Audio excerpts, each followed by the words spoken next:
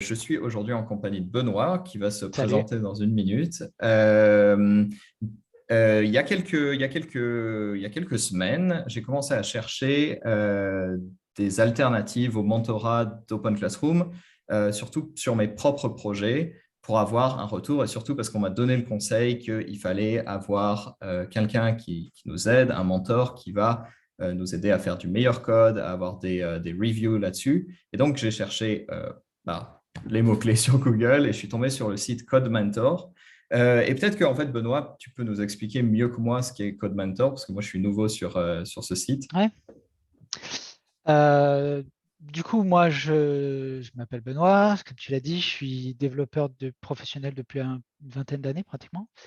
Et depuis 6 mois, depuis janvier, en gros, j'ai commencé à faire du tutorat sur ce site Code Mentor. Le principe, c'est que des gens comme toi viennent avec une requête particulière et on s'installe ensemble sur Zoom. Et je résous en général assez rapidement le problème que la personne a. Alors, je me suis spécialisé, moi, dans Django, Vue et Arduino, mais il m'arrive de répondre à des requêtes sur d'autres trucs, genre Docker, des choses comme ça. Ok, très bien. Et ben alors, ce que je vais faire maintenant, c'est que je vais partager mon écran. Je vais te montrer le nouveau projet sur lequel j'ai travaillé. Donc, c'est un projet dont on avait parlé la semaine dernière ou quelque chose comme ça, où je t'avais montré en fait mon schéma de base de données. Ouais, Euh, tu m'avais montré un schéma, ouais. Donc, rapidement pour la structure de l'application, donc on est sur une application Django, enfin il y a un projet Django Ouais. avec plusieurs applications. Il y a un truc que je vais changer, c'est que j'ai fait une application API, mais en fait, je me suis souvenu que tu m'avais dit de faire une partie API pour chaque. C'est un choix. Je t'ai dit, on peut Mhm. faire soit l'un, soit l'autre. Je pense que je t'avais donné plusieurs arguments. Alors, l'avantage de faire API comme ça, c'est que tu vas pouvoir vraiment offrir une façade à tes clients qui permet de rentrer sur tes différentes applications. L'inconvénient, c'est que tu vas avoir pas mal de couplage. En fait, cette application API va être un aimant à dépendance parce qu'elle va dépendre de toutes les autres apps. Donc, dès que tu vas changer quelque chose dans une app, ça va forcément faire un changement dans cette application-là aussi. Alors que si tu avais découplé, euh, et tu aurais moins eu ce problème. C'est pas Ouais. forcément grave si tu travailles tout seul dessus. Mhm. Voilà. Ok, bon, de toute façon, Pour je vais le versionner changer. l'API aussi, ça va te rendre la tâche beaucoup plus simple parce que tu n'auras qu'un seul point d'entrée si tu veux avoir plusieurs versions. Ce qu'on ne va pas avoir Ouais. aujourd'hui, évidemment, mais ça va arriver au bout d'un moment. Ok, très bien. Euh, et donc, le cœur de mon application, c'est la partie donc, que j'ai appelée Translation. On avait parlé de comment appeler les choses. Donc, c'est une partie, rapidement pour les gens qui regardent la vidéo, qui est… Donc, c'est une application qui va servir à créer différents types de contenus à partir de listes de phrases dans différentes langues. Euh, donc, dans Translation, donc j'ai mis tous mes modèles ensemble. Euh, je ne sais pas si c'est bien, ça va peut-être rapidement devenir un peu le bordel. Pour l'instant, il y a rien qui me choque. Je vois que tu as démarré les tags. On avait dit qu'on mettait ça de côté peut-être dans la première version. Alors, attends, laisse-moi hop, demander le contrôle pour pouvoir scroller. Alors, on y va. Donc, le langage, je regarde juste, je vais te dire en direct hein, les petits trucs qui me surprennent. Donc, déjà, ce fichier-là, puis après, je vais te parler de l'organisation. Là. Euh, Ça, tu n'as pas besoin de le faire, en fait. Il va automatiquement le générer en rajoutant un S. Tu n'as pas besoin de t'embêter à rajouter ça. Tu vois ce que je veux Ok, dire ou pas? ouais. À la rigueur, moi, ce qui m'arrive, c'est de remplacer le verbose name et le verbose name plural. C'est quand je veux avoir une autre langue. Tu vois, j'ai écrit Hmm. moi le nom en anglais, mais je veux que ça s'affiche en français. Donc, c'est pour ça que je vais le redéfinir. Dans ce cas-là, tu peux les enlever. Hein. Ça, par contre, c'est très bien. Qu'est-ce que je vois? Ouais. Oui, je vois que tu n'as pas essayé d'utiliser ça comme primary key et je pense que c'est une bonne idée. Même remarque ici. Ah, qu'est-ce qu'un… Ouais. Ça, Syntagma. Donc j'ai ah ouais, cherché c'est un. écrit. Ouais, donc c'est Ouais. Donc, il y a la définition linguistique et ensuite comment il est utilisé. C'est un truc plus C'est en gros, général c'est un que mot, le une phrase. texte. Ouais, d'accord. Donc, c'est la fameuse entité ouais, que je t'avais suggéré et que j'arrivais pas vraiment à nommer. C'est-à-dire quelque chose qui englobe à la fois une phrase, un mot, et Une j'avais appelé ça expression. ouais, Ouais. ou une expression. Mais ok, donc là, tu as trouvé mieux. Lui, par contre, au pluriel, je sais pas, peut-être qu'il. Enfin, En grec, c'est syntagmata, mais je me suis dit que ça allait vraiment faire chier tout le monde ouais. que je mette une ville à pluriel en grec. Ok. Ah, et du coup, il est abstract et tu le dérives. Ok, ça, c'est Ah, étrange. ah ouais? Ça, c'est vraiment étrange, ouais. Parce que, ok, du coup, tu vas avoir deux tables qui vont avoir à peu près le même schéma, enfin, qui vont avoir exactement le même schéma, sauf que tu pourras pas les traiter de façon générique, en fait, parce que tu n'as aucune table synctamata. Si Ah. vraiment tu avais envie de les différencier, moi, ce que j'aurais fait, j'aurais gardé qu'une seule table et éventuellement, j'aurais mis un type qui aurait pu être un Charfield associé à un text choice. Tu vois ce que je veux dire ou Mhm. pas? Ouais, Donc, je te le mets là, hein, tu mettras un commentaire, mais ouais. euh, j'aurais fait quelque chose comme ça parce que plus simple. Charfield, donc bah, max length à définir, mais j'imagine que quelque chose autour de 10 va suffire. Choices, ouais, et là tu mets ta liste de choix. Donc, tu as pour démarrer un mnémonique, donc par exemple dans notre cas Word, tu utilises Ouais, j'ai fait Mumuse avec. C'est très bien. c'est Ouais. Tab9 ou c'est Ça, c'est Copilot. eh ben, c'est impressionnant parce que pour C'est une très fois, impressionnant. Ouais. ça a donné un bon truc. J- Tab9, à mon avis, c'est carrément ça marche pas bien. Là, je vois que Copilot, il marche bien. Comment on fait pour qu'il utilise vraiment le Juste texte? tab. Attends, Ah, tu veux ok. dire. Ouais. Attends, bah, je vais réessayer. Peux-tu nous le refaire? Ah, ok, Tab a marché, ouais. Et ben voilà, par exemple. Ça me paraît plus simple. Et si tu veux filtrer les syntagmata qui ne concernent que les mots, bah, tu fais un filter. Et C'est filter toi qui as type mis. égal Word. Ouais. T'avais pas écrit sentence. Là, c'est le Non, c'est lui Copilot qui qui l'a a rajouté. suggéré. Ouais, Ouais, ouais. ça me trouve le cul, Parce, honnêtement. parce qu'à mon avis, il a dû l'identifier avec syntagmata. Tu dois pas être tu dois pas être le seul à avoir eu cette idée. Mais toi, c'était plutôt expression, je crois, hein. Non, non, c'est ça, word phrase sentence. C'était vraiment ça la logique. Puisqu'une phrase, en fait, une Ok, phrase, c'est une expression en français. ouais, indeed. Donc le J'essaie derrière, de c'est remettre. Voilà. sentence. Ouais. Donc ça, c'est bien. Ouais. En fait, ma logique, c'est que, en fait, on pourrait pas, enfin, je veux que ce soit pas possible de traduire une phrase avec un mot, par exemple.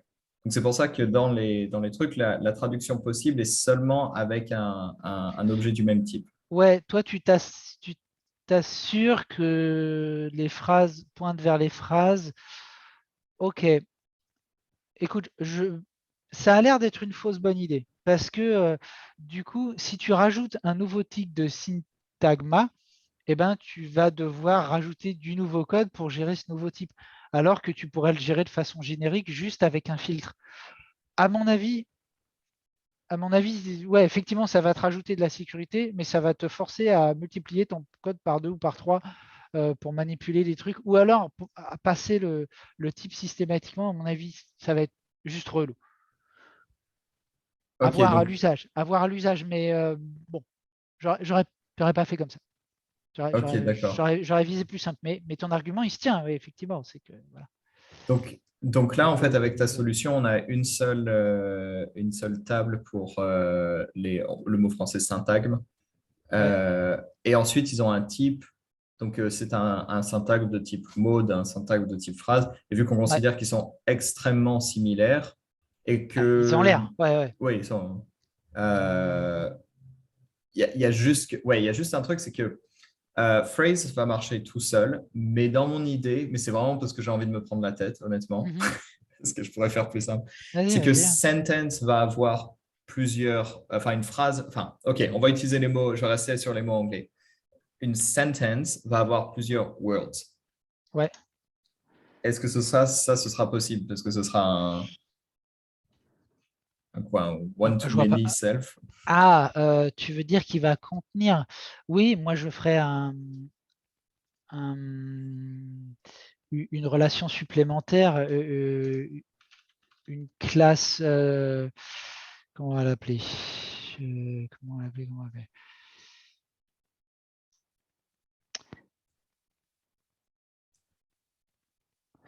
Soit on pourrait faire un many to many. Écoute, je sais pas, je vais donner un nom un peu bidon. Ah oui, attends, parce que tu as un clavier QWERTY Euh, ou il est AZERTY? enfin, j'ai un clavier physiquement Apple? QWERTY, mais j'utilise la configuration AZERTY. Je sais Ok, pas. je sens que ça va être le bazar. Ok, alors, Attends, parce que là, du coup, c'est parce que mon clavier interfère, parce que sinon, je peux le virer, parce que ça, c'est mon clavier non, externe qui non, est un non, QWERTY. c'est que moi j'ai un clavier Windows. Euh, Ok. non, tu vois, j'essaierai peut-être quelque chose comme ça, oui, effectivement. Containment, tu vois, je sais pas. Quelque chose dans ce goût-là. Ah ouais. Attends, je vais changer de mapping ici, on va voir si ça me résout le problème. Containment. Oui, ce sera un modèle qui pointerait,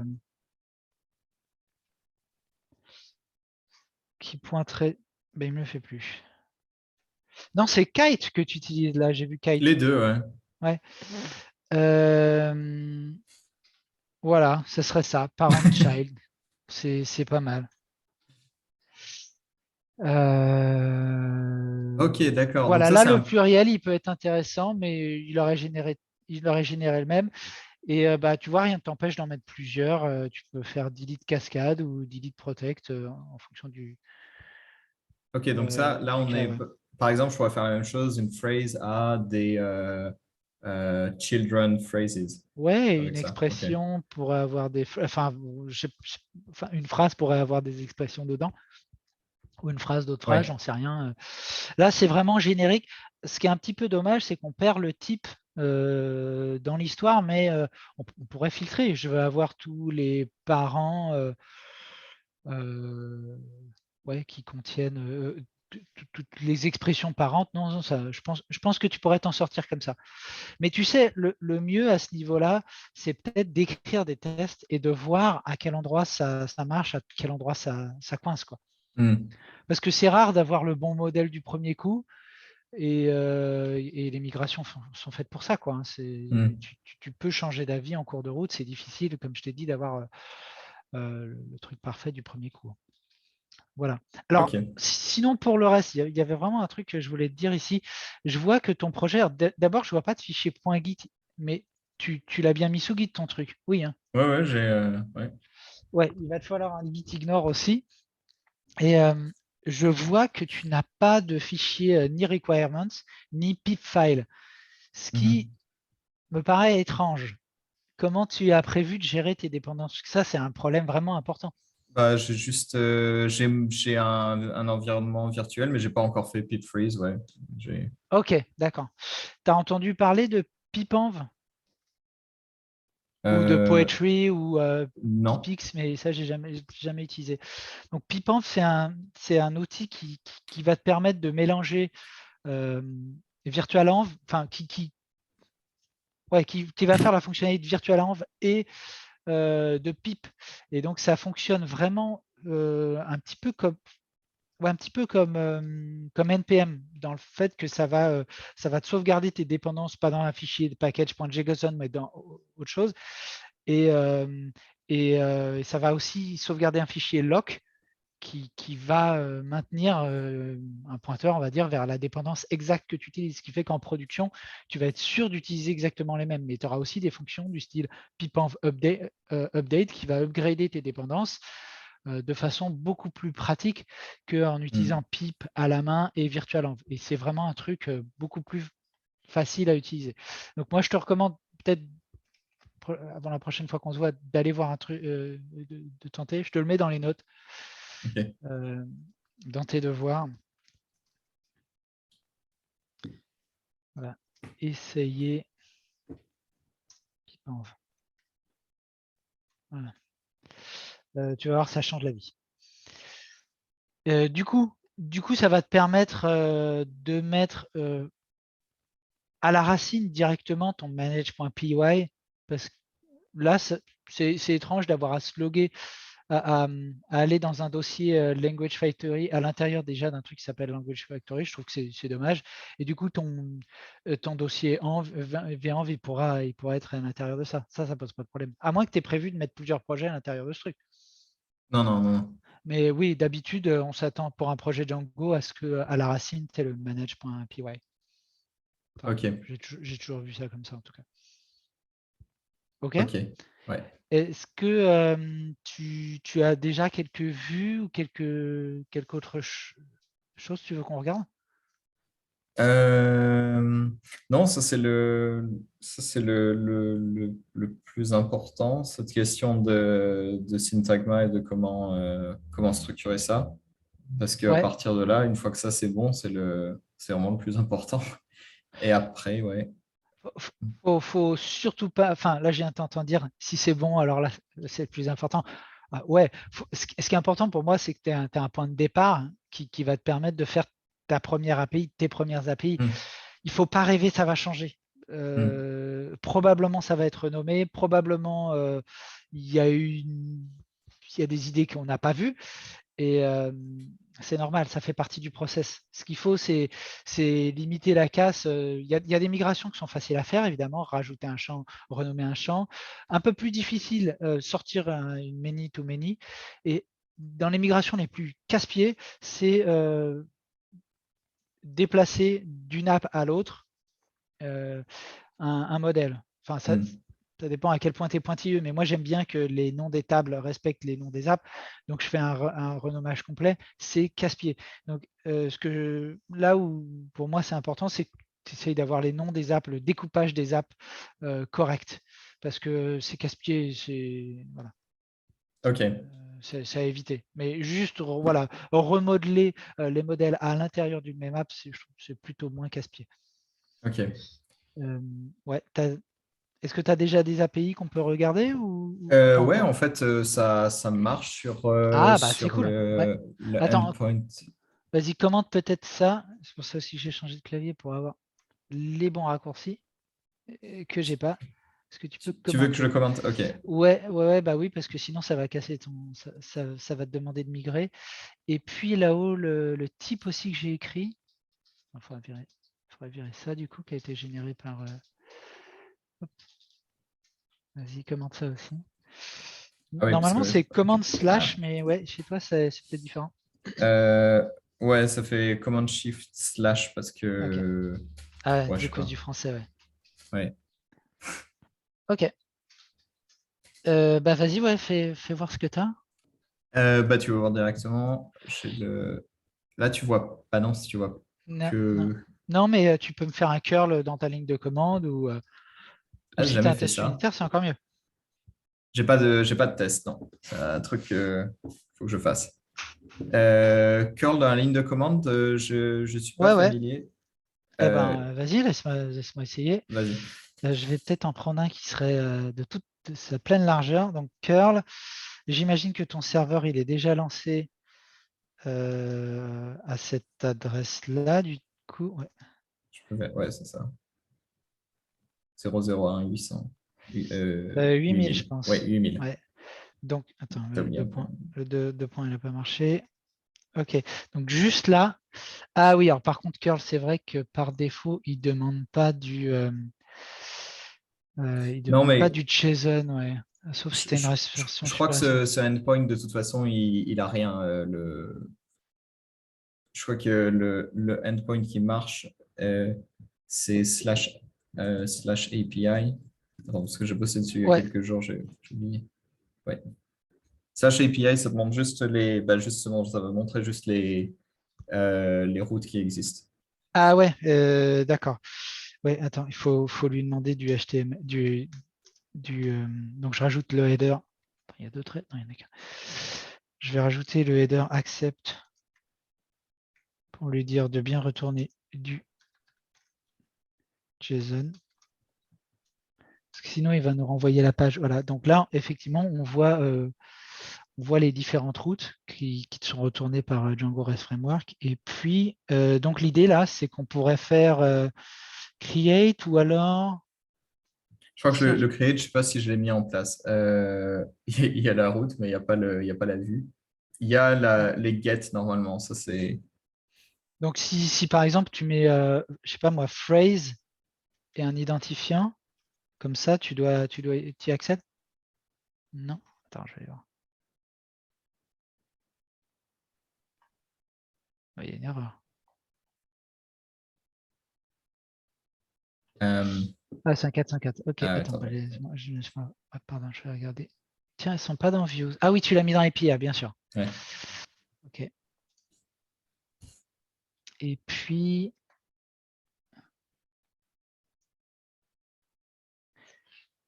D'accord. Ok. Ouais. Donc c'est toi qui as fait ça. D'accord. Je pensais que tu avais utilisé le routeur de Django REST Framework parce qu'il va faire un truc un peu similaire. Je ne me rappelle pas à quoi ressemble la sortie, mais ça doit ressembler à ça. Et Ouais, là, tu as ouais. j'ai voulu faire mes vues comme ça pour vraiment réviser comment ça marche dedans en Ok. détail avant de faire. Ouais, on va dire que ça, c'est l'API un petit peu bas niveau de Django REST Framework. Euh, attends, du coup, je vais faire all pour voir un petit peu ce que ça nous retourne.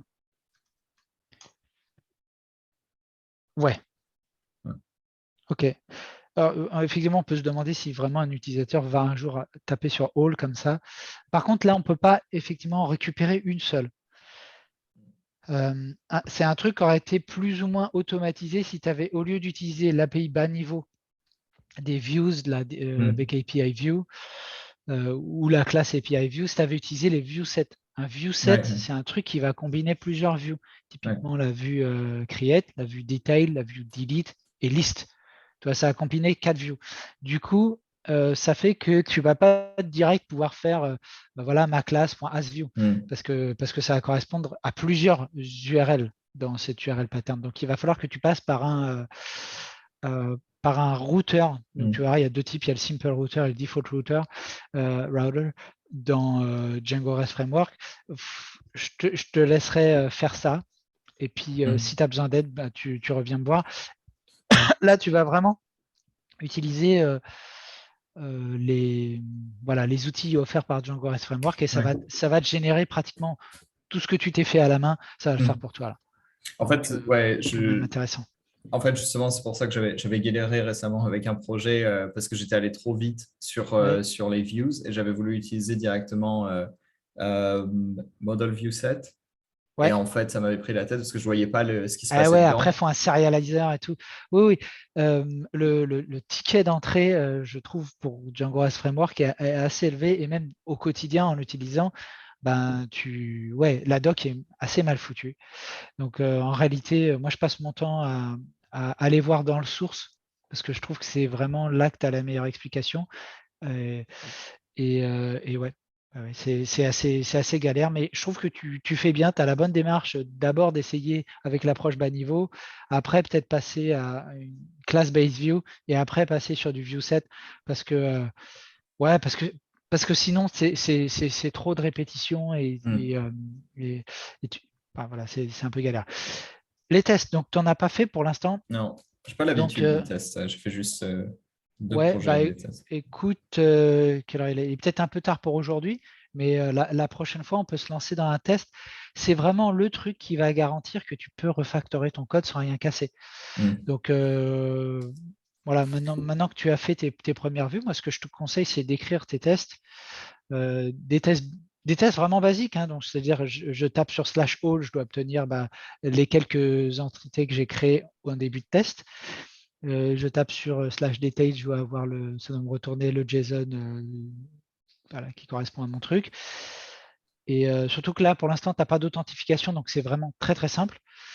Et ça va t'autoriser, une fois que tu auras écrit tes tests, tu pourras passer sur du view set et voir que tu n'as rien cassé. Donc ça, Hmm.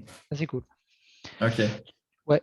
Tu verras, si tu regardes la doc de Django REST Framework, il commence à te parler des tests avec. C'est dommage que tu puisses pas partager ton écran, je te laisserai regarder. Donc, il commence par te parler de l'API Request Factory. Moi, Ah à oui, mon je vais avis, utiliser. ouais, j'ai arrêté d'utiliser ce genre les Request Factory il y a déjà longtemps. Je ne me rappelle plus trop pourquoi, mais je crois qu'il y a des limitations. Euh, Moi, mes tests, je les fais au niveau du. Alors là, c'est API client, Ouais. mais dans Django, j'utilise le test client, enfin la classe de Hmm. test client. La différence, c'est que le test client va vraiment faire une requête et il va traverser tes URL ici. Donc, il va vraiment traverser ce mapping-là. Il va aussi traverser les middleware, etc. Enfin, donc tout. Ce qui fait que ça va probablement, de toute évidence, c'est plus lent que de passer par le Request Factory. De mon expérience, c'est le bon niveau d'abstraction parce que tu simules vraiment l'API ou tu simules vraiment le client et, Hmm. euh, et ça t'évite d'avoir à importer directement tes fonctions de vue ou tes classes de vue et à taper dedans. Moi, je trouve que c'est mieux. Voilà. Hmm. C'est probablement plus lent. Moi, mes suites de tests, elles tournent en environ 30 secondes pour environ 2000 tests. Donc, ça reste jouable. Tu vois. OK. Pour moi, le temps, il est vraiment perdu dans les tests. Il est vraiment perdu à créer les instances en base de données plus qu'à faire les requêtes à travers ça. Donc, Hmm. s'embêter à utiliser API Request Factory, pour moi, ça vaut pas le coup. OK. Voilà. Donc, tape direct là-dessus sur l'API client. Tu verras, c'est vraiment très, très simple. T'instancies le client où tu as une classe de base qui te le donne. Puis après, tu fais .get slash Hmm. l'URL et ça te retourne un objet, enfin un dictionary que tu vas pouvoir inspecter. Ou une réponse qui contient un dictionary. Enfin, je sais plus trop. Tu verras, c'est simple. OK. Voilà. OK, super. Et juste une question rapidement. Euh, j'ai fait beaucoup d'applis en local et en fait, j'aimerais bien déployer rapidement, même s'il n'y a pas toutes les fonctionnalités que j'imagine, pour après Ouais. rajouter des trucs au fur et à mesure. Parce que ça, c'est un truc avec lequel j'ai pas d'expérience et ça me manque. Et aussi, c'est Alors, cool d'avoir une appli déployée. si tu n'as qu'un single serveur, enfin, si tu n'as qu'une machine comme ça, je pense que le mieux, c'est d'essayer avec Heroku. Mhm. C'est vraiment hyper simple. Enfin, je te simplifie le truc, mais en gros, tu pushes vers une branche qui va probablement s'appeler Heroku et ça va automatiquement le fetcher. Enfin, c'est vraiment très simple. Moi, c'est pas du tout ce que j'utilise en production. J'ai des setups plus compliqués. Et puis, j'ai jamais été très familier d'Heroku. Je l'utilisais que pour vraiment des POC ou pour des clients qui utilisaient Mhm. déjà ça. Donc, je suis vraiment pas l'expert Heroku. Moi, j'utilise en général AWS avec EC2, enfin le service EC2, c'est-à-dire l'infrastructure as a service sur AWS. Et sur mes machines, j'utilise Docker pour faire tourner les différents services. Parce que tu en as rarement qu'un en fait. Bien Mhm. souvent, donc tu vas avoir ton API, ton backend, tu vas avoir nécessairement un front-end, tu vas probablement avoir un service qui fait tourner des tâches, soit des tâches longues de façon asynchrone, soit des tâches en arrière-plan, soit des trucs à intervalles réguliers. Euh, pour envoyer des mails, tu vas peut-être avoir un service SMTP, tout un tas de trucs qui font que, voilà, moi en général, j'ai un Docker avec plusieurs services qui tournent sur EC2. Dans ton cas, je pense que le simple Heroku peut faire l'affaire. OK.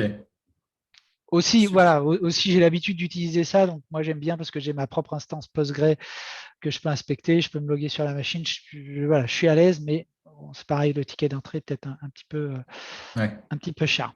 Parce qu'il faut, Ouais. voilà, parce qu'il faut découvrir un peu Docker, mais voilà, si tu veux te lancer dans cette voie-là, il y a des clients que j'ai, enfin voilà, il y a des mentis que j'ai emmenés dans cette voie-là, ils en sont contents, il n'y a pas de souci, hein. Ouais. Bon, ça Mais tu viendra. gères ta propre infrastructure, à la différence de Heroku, qui est plus une plateforme as a service.